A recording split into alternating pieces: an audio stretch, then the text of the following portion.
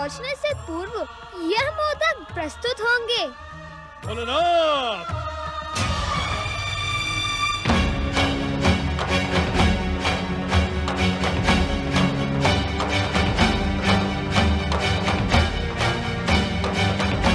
हे विचित्र प्राणी, कौन है तू?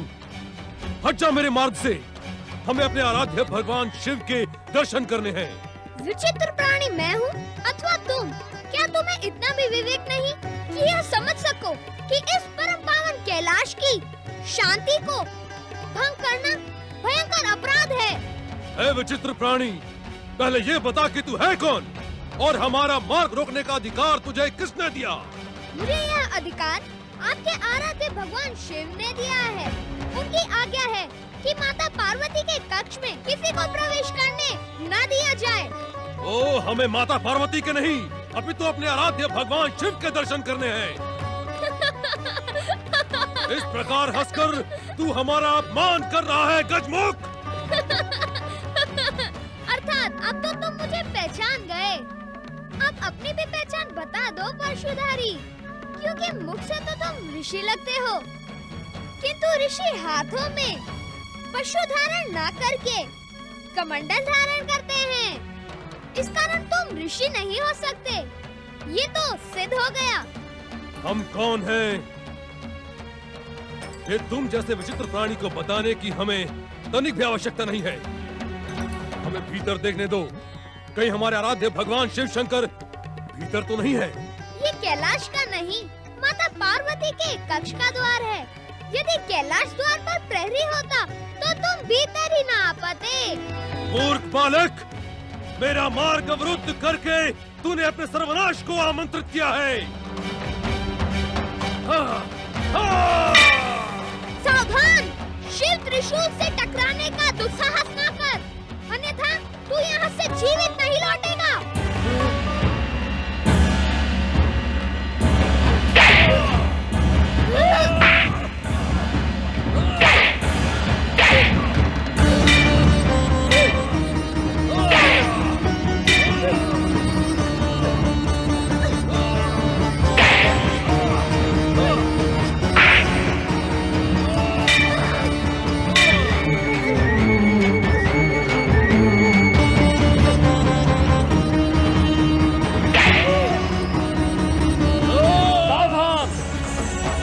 साधु, तू नहीं जानता कि तू क्या कर रहा है?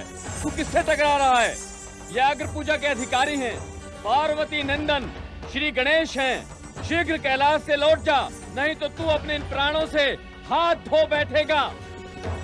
पुत्र यदि पुत्र की मर्यादा भूल जाए तो उसे दंडित करना गुरु का कर्तव्य होता है। ये विचित्र प्राणी मेरे मार्ग में क्यों आ रहा है? ये श्री गणेश शिव आज्ञा से द्वार के प्रहरी हैं। भक्त और भगवान के मध्य कोई प्रहरी नहीं होता। इस तरह मेरा अपमान और मुझ पर प्रहार करके इसने अपने सर्वनाश को आमंत्रित किया है। ये त्रिशूल मेरे पिताश्री शिव शंकर का है। इससे किसी के प्राणों को लेने का अधिकार मुझे नहीं है। इसलिए अंतिम बार कह रहा हूँ, जैसे आए हो वैसे ही लौट जाओ, अन्यथा परिणाम भयानक होगा।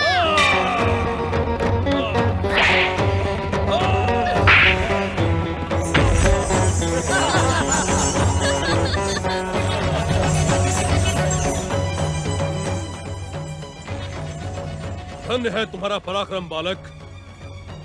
तुमने परशुराम को धराशायी करके अपने पराक्रमी होने का परिचय दिया है, किंतु परशुराम का जन्म किसी से पराजित होने के लिए नहीं हुआ। शिव कृपा से परशुराम अपराजय है। परशुराम की पराजय उसके आराध्य भगवान शिव का घोर अपमान है। और शिव आज्ञा का उल्लंघन करना क्या शिव का अपमान नहीं होगा?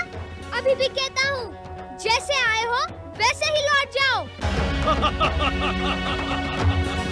अब मैं तुझे दंडित करके अपने आराध्य भगवान शिव के दर्शन किए बिना इस कैलाश से नहीं लौटूंगा। बात की बात में सहस्त्र बाहु कार्तवीर्य को यमराज का ग्रास बनाने वाला ऋषि जमदग्नि का पुत्र परशुराम अब तुझे दंडित करके ही रहेगा। हठी पुरुष, वीर नहीं हूँ जो तेरे प्रहार से यमराज का ग्रास बन जाए। अब तेरे क्रोध और हठ को सत्य का दर्शन कराने के लिए मैं धर्म को साक्षी मानकर तुझे दंडित करता हूँ।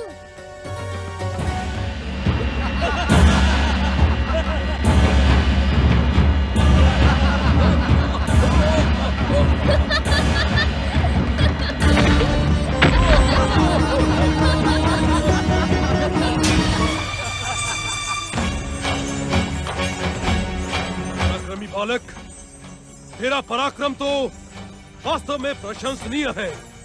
वाह!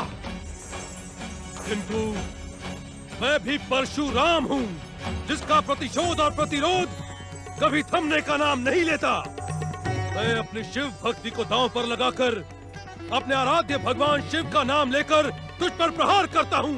ओम नमः शिवाय। हाँ!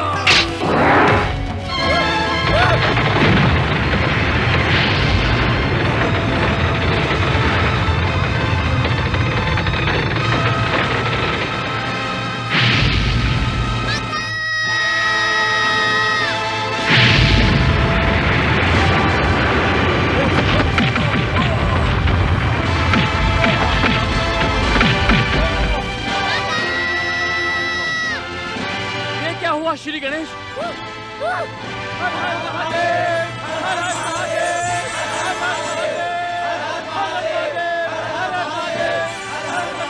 ओम नमः शिवाय।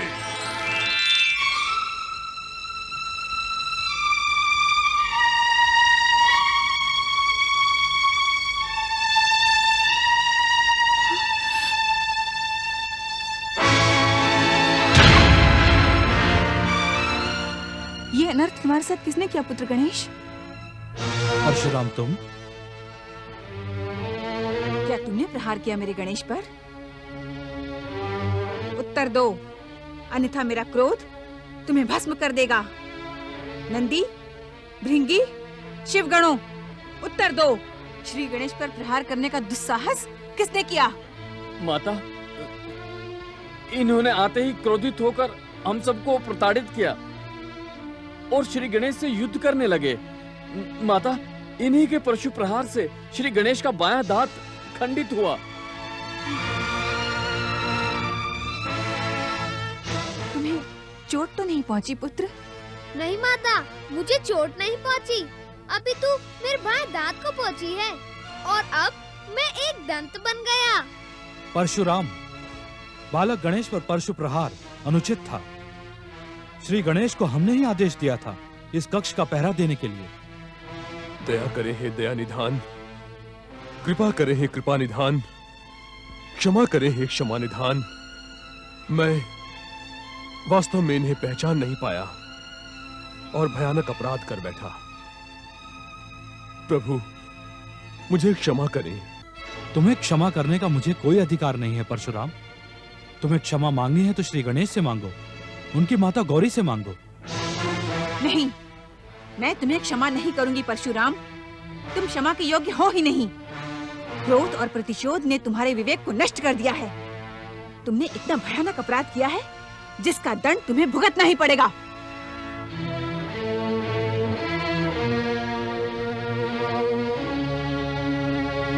हे ममतामयी जगदम्बा, हे शक्ति स्वरूपा, अपने इस पुत्र के ज्ञान को क्षमा कर दें। वास्तव में हमसे भयानक अपराध हुआ है, किंतु आप तो माता हैं और माता अपने पुत्र के भयानक से भयानक अपराध को क्षण भर में क्षमा कर देती है। किंतु तुम क्षमा के योग्य नहीं हो परशुराम। अपने आराध्य भगवान शिव के पुत्र पर शिव का नाम लेकर प्रहार करके तुमने जघन्य अपराध किया है। माता, भगवान शिव मेरे आराध्य ही नहीं, गुरु भी हैं। उस गुरु के नाम पर ही मुझे क्षमा कर दे माता। जिस गुरु की तू दुहाई दे रहा है परशुराम, क्या उसी के पुत्र पर तेरा प्रहार गुरु दक्षिणा मानूं? अरे अभागे, तूने तो अपने गुरु पुत्र का दांत अपने हठ के कारण खंडित कर डाला। चराचर जगत के स्वामी भगवान विश्वनाथ का अमोघ अस्त्र पाकर तो एक मूषक भी वनराज सिंह का वध कर सकता है परशुराम। आप सत्य कह रही हैं माता।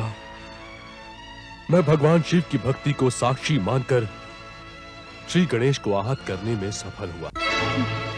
तू नहीं जानता हतभागे, श्री गणेश क्षण मात्र में तेरे जैसे करोड़ों पुरुषों का वध करने में समर्थ हैं, किंतु हिंसा में विश्वास न रखने के कारण इन्होंने तुझे क्षमा कर दिया। मूढ़ बुद्धि परशुराम, श्री गणेश समस्त देवताओं में अग्र पूजा के अधिकारी हैं। यदि आज तुझे दंडित न किया गया तो संसार में देवताओं की श्रेष्ठता पर प्रश्न चिन्ह लग जाएगा। सावधान परशुराम।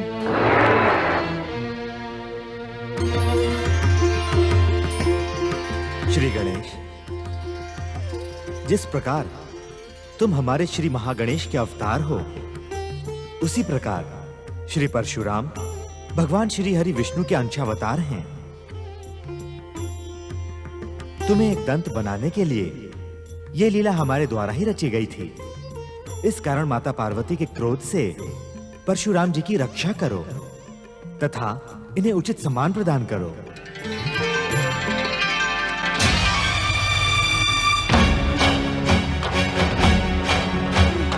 सावधान मूढ़ बुद्धि परशुराम। ठहरे माता, ठहरे। पुत्र गणेश, आप मुझे इस क्रोधी, अभिमानी और हठी साधु पर प्रहार करने से क्यों रोक रहे हैं?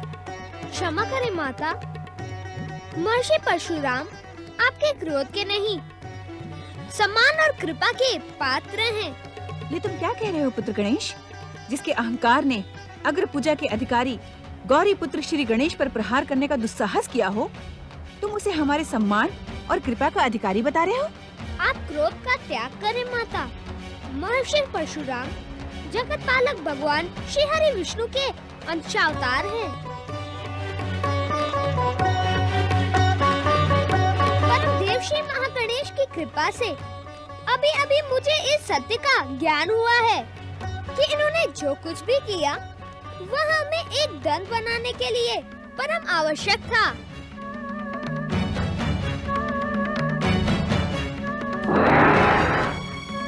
भगवान परशुराम इस अज्ञानी बालक के अज्ञान को क्षमा करें।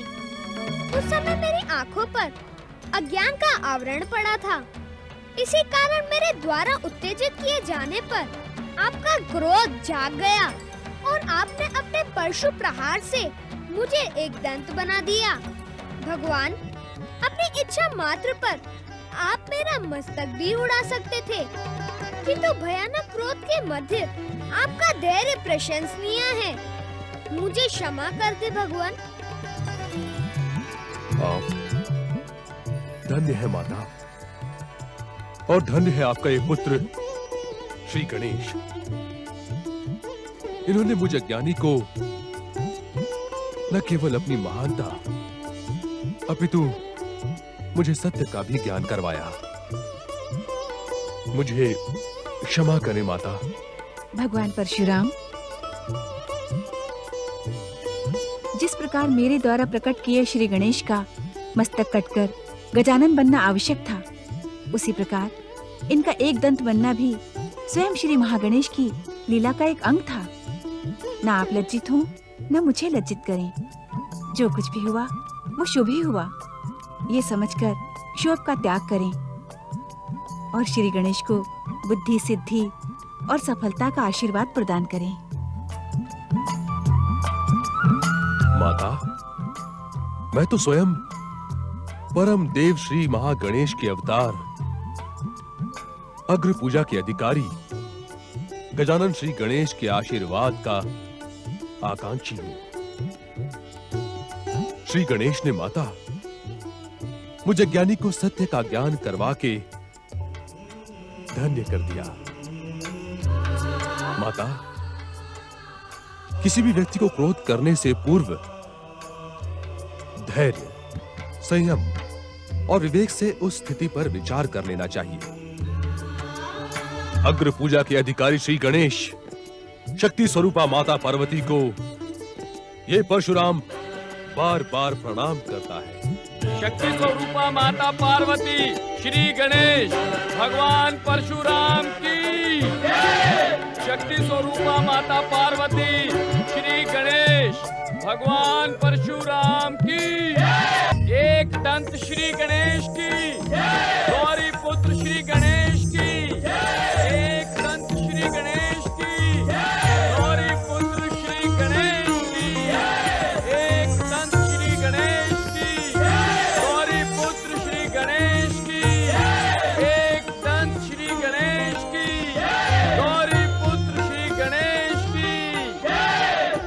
नमो नमो शिवाय। मेरे आराध्य भगवान शिव शंकर, शक्ति स्वरूपा माता पार्वती की कृपा तथा भ्राता श्री गणेश की शुभकामना से मैं अपराध मुक्त हुआ। भोलेनाथ, आपकी कृपा के कारण ही ये सब संभव हुआ है। हमारे कारण कैसे परशुराम? जब देवी पार्वती का क्रोध चरम सीमा पर था, तब हम वो स्थान ही छोड़कर चले आए थे। नारायण नारायण नारायण, श्रीमन नारायण नारायण नारायण, नारायण नारायण। अग्र पूजा के अधिकारी श्री गणेश को प्रणाम। ओम नमः शिवाय। प्रणाम माता पार्वती। प्रणाम महर्षि परशुराम। प्रणाम। इतनी शीघ्र तुम्हारे कैलाश आने का हमें तो कोई विशेष कारण दिखाई नहीं पड़ता नारद। नारायण नारायण महादेव, जब से मैंने गजानन श्री गणेश की मनमोहक छवि के दर्शन किए हैं, तब से मेरा मन बार बार इन्हीं मनमोहन को देखने को करता है। इसी कारण मैं नारायण नारायण। देवर्षि, आपने मुझे कैलाश पर किसी विशेष घटना का संकेत तो दिया था, किंतु ये क्यों नहीं बताया कि गौरी पुत्र गजानन श्री गणेश कैलाश में प्रकट हो चुके हैं? देवर्षि, यदि आप मुझे उसी समय श्री गणेश के प्रकट होने का ज्ञान करवा देते, तो मैं भला श्री गणेश से संघर्ष करने का साहस क्यों करता? संघर्ष? नारायण नारायण। हाँ देवर्षि, संघर्ष। आपने परशुराम को इसी कारण शिव आराधना से जगाया कि इनके और श्री गणेश के मध्य संघर्ष हो, जिससे श्री गणेश एक दंत बन जाए। नारायण नारायण महादेव, मैंने तो श्री परशुराम जी को गजानन श्री गणेश के दर्शन करने की प्रेरणा दी थी। तुम्हारा कथन यदि सत्य है नारद, तो तुमने इन्हें श्री गणेश के विषय में क्यों नहीं बताया? पिताश्री, देवर्षि नारद ने जो भी किया, उसमें नारदीय लीला कम, अपितु परम देव श्री महागणेश की इच्छा अधिक थी। अतः इसमें इनका तनिक भी दोष नहीं है। इन्हें क्षमा कर दीजिए पिताश्री। एक दंत श्री गणेश, हम नारद के स्वभाव को भलीभांति जानते हैं। इनके हर कार्य में दूसरों को सुख पहुंचाने की भावना प्रबल रहती है। इसी कारण हम त्रिदेवों त्रिदेवियों की कृपा और क्षमा प्राप्त रहती है इन्हें सर्वदा। नारायण नारायण, आप धन्य हैं श्री गणेश, आप धन्य हैं। संकट के समय आपने अपने भक्तों की रक्षा करके अपना विश्ववरदाय नाम सार्थक कर दिया। बोलिए एक दंत विश्ववरदाय गजानन श्री गणेश की जय। एक दंत विश्ववरदाय गजानन श्री गणेश की जय। अब आप यहाँ से किस ओर प्रस्थान करेंगे देवर्षि नारद? स्वामी, आपने अपने परम भक्त नारद को कभी अपना अतिथि तो बनाया नहीं। अतिथि बनाने के स्थान पर आप इनसे प्रस्थान के विषय में क्यों पूछ रहे हैं? नारायण नारायण माता, भोलेनाथ ने मुझे उचित समय पर संकेत दिया है। मैं यहाँ से अपने गुरु देवगुरु बृहस्पति के दर्शनों के लिए स्वर्गलोक जाने के लिए सोच ही रहा था। आप सभी के एक साथ दर्शन पाकर मैं कृतार्थ हुआ। ओम नमः शिवाय।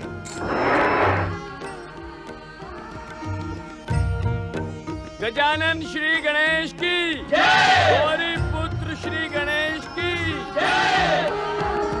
ओम अग्र पूज्याय नमः। ओम नमः शिवाय। ओम अग्र पूज्याय नमः। ओम नमः शिवाय। ओम अग्र पूज्याय नमः। ओम गणपतये नमः।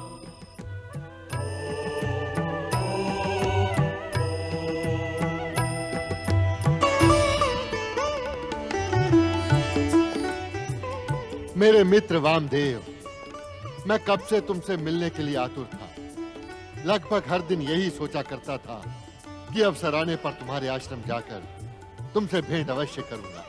देवगुरु बृहस्पति, अब तक तो केवल सुना ही था, किंतु आज देख भी लिया।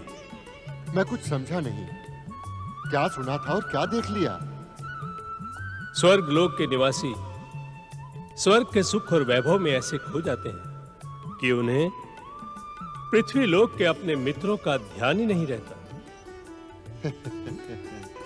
मित्र वामदेव, युग बीत गए, परंतु तुम वैसे के वैसे ही रहे। बचपन में भी अपनी बात को कहने में तनिक भी संकोच नहीं करते थे तुम। किंतु सत्य तो यह है मित्र कि आज तुम्हें इस स्वर्गलोक में देखकर मुझे जो सुख प्राप्त हुआ है उसे शब्दों में व्यक्त नहीं किया जा सकता। देवगुरु बृहस्पति, सदैव स्वर्ग पहुंचकर तुम्हें चकित करने के उद्देश्य से मैंने परम देव श्री महागणेश की कठोर आराधना की और परम देव की असीम कृपा से मेरी आराधना सफल हुई और मैं तुम्हारे सम्मुख अपने बचपन की मधुर स्मृतियां लिए स्वर्ग आ पहुंचा। सत्य है मित्र, मैं अपनी भूल के लिए लज्जित हूं। मेरे कारण तुम्हें कठोर परिश्रम करना पड़ा, किंतु परिश्रम का फल सदा मीठा होता है। फिर भी मैं अपनी भूल के लिए क्षमा याचना करता हूं। नहीं नहीं मित्र, मित्रों के मध्य क्षमा और लज्जा का कोई स्थान नहीं होता। अब तुम स्वर्गलोक में मेरे अतिथि बनकर रहोगे। मैं शीघ्र तुम्हें पृथ्वीलोक नहीं जाने दूंगा। नहीं मित्र, मैं तो तुम्हें पृथ्वीलोक ले जाने के लिए ही यहां आया हूं। पृथ्वीलोक? पर क्यों? इसके दो कारण हैं। प्रथम, स्वर्ग और राजमहलों में रहने वालों को संभवतः अपने राज्य के झोपड़ों और पृथ्वीलोक के मार्ग का ज्ञान नहीं होता। अर्थात? अर्थात का अर्थ सरल है मित्र। न जाने कब से देख रहा हूं कि जो व्यक्ति राज सुख का भोग करने लगता है वो भूल कर भी झोपड़ों के मार्ग पर नहीं जाता।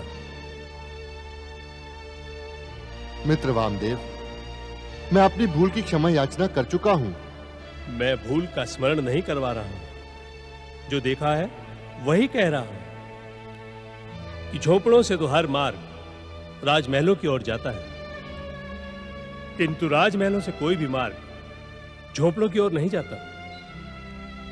और दूसरा कारण भी सुन लो। अवश्य।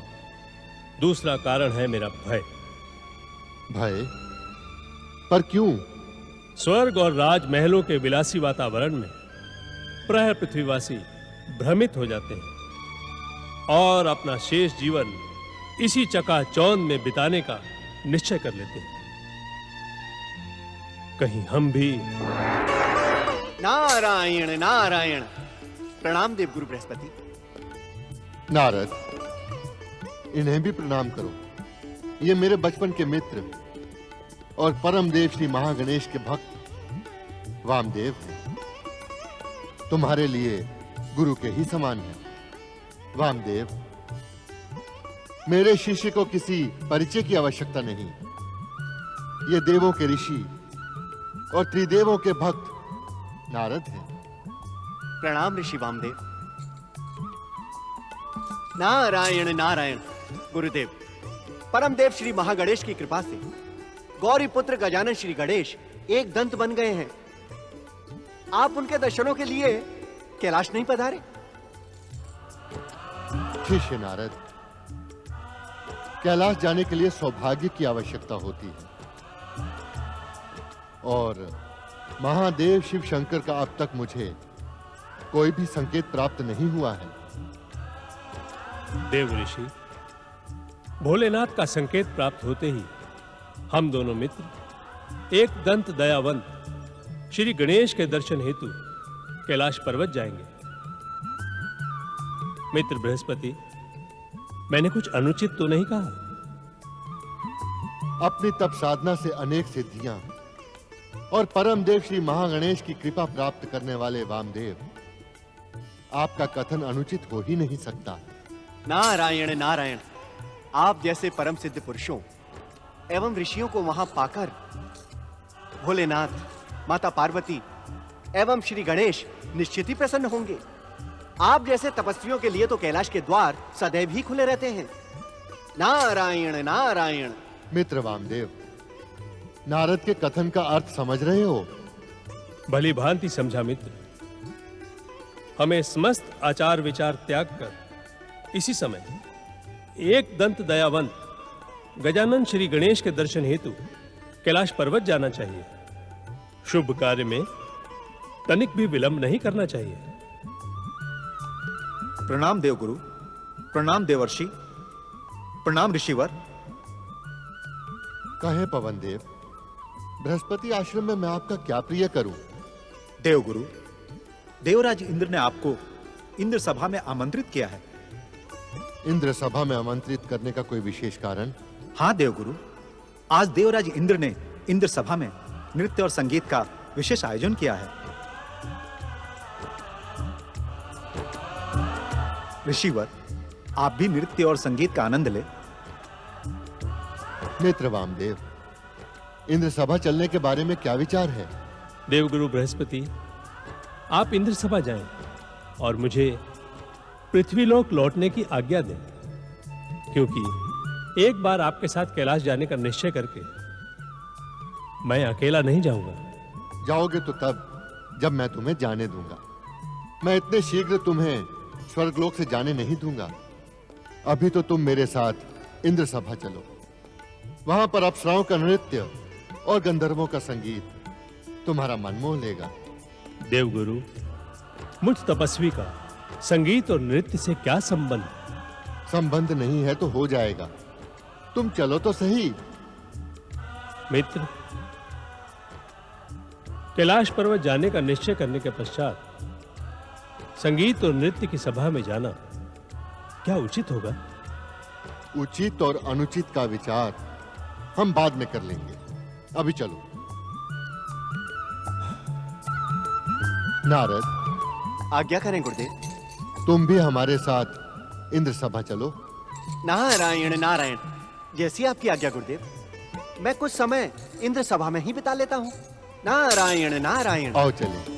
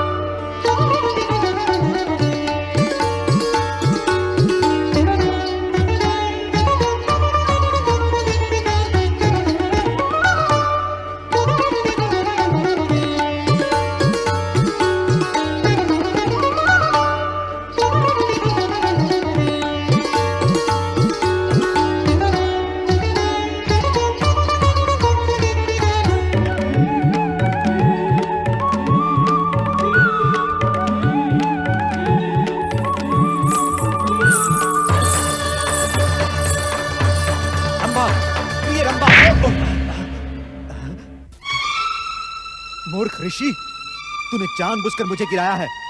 तुझसे मेरा और रंभा का प्रेम देखा नहीं गया। वाचाल गंधर्व, ये क्या कह रहा है तू? सत्य कह रहा हूं मैं। तू स्वयं रंभा के प्रति आकर्षित था। इस आयु में भी तेरी वासना ने तेरा पीछा नहीं छोड़ा। धिक्कार है तुझ पर। मूल बुद्धि गंधर्व, तू हमारा अपमान करके अपने सर्वनाश को आमंत्रित कर रहा है। नहीं नहीं मित्र, क्रोध ऋषियों की शोभा नहीं होता। इसे क्षमा कर दो। ये मुझे क्या क्षमा करेगा? इसने मुझे भरी इंद्र सभा में लज्जित करवाया है। इसकी ईर्ष्या मेरे और रंभा के प्रेम को देख ना सकी। मित्र बृहस्पति, क्या अपमान करवाने के लिए ही हमें इंद्र सभा में लेकर आए थे? ये वाचाल गंधर्व निरंतर मेरा अपमान कर रहा है और आप हमें क्रोध त्याग देने का परामर्श दे रहे हैं। क्रौंच, क्रौंच, तुमने एक नहीं दो अपराध किए हैं। संगीत साधना के मध्य तो प्रेम एक विकार के समान है, उस पर भी एक सिद्धि संपन्न साधु और मेरे परम मित्र का अपमान किया है तुमने। इनसे क्षमा याचना करो। असंभव। मैं इस कामी विरुद्ध से कदापि क्षमा याचना नहीं कर सकता। क्षमा तो इसे मुझसे मांगनी चाहिए। मेरे प्रेम के मध्य में आकर इसने भयानक भूल की है। देवराज, क्या आपने हम गंधर्वों को अपमानित करवाने के लिए स्वर्गलोक में बुलाया था?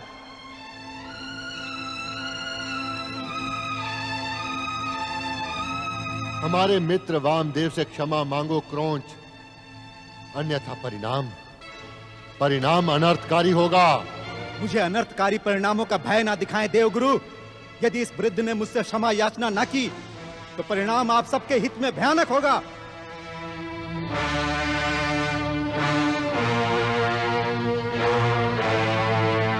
देवगुरु के मित्र हम सबके लिए गुरु के ही समान हैं। क्रौंच ने उनका अपमान करके अनुचित कार्य किया है। पवन देव, आप देवगुरु का अनुचित पक्ष ले रहे हैं। संगीत के इस महान कलाकार और इसकी महान प्रस्तुति के सम्मुख तो स्वयं देवगुरु बृहस्पति को इनसे क्षमा याचना करनी चाहिए। सूर्यदेव, ये आप क्या कह रहे हैं? ऋषियों का आदर करना तो हर जीव का निर्धारित कर्तव्य है। नारायण नारायण।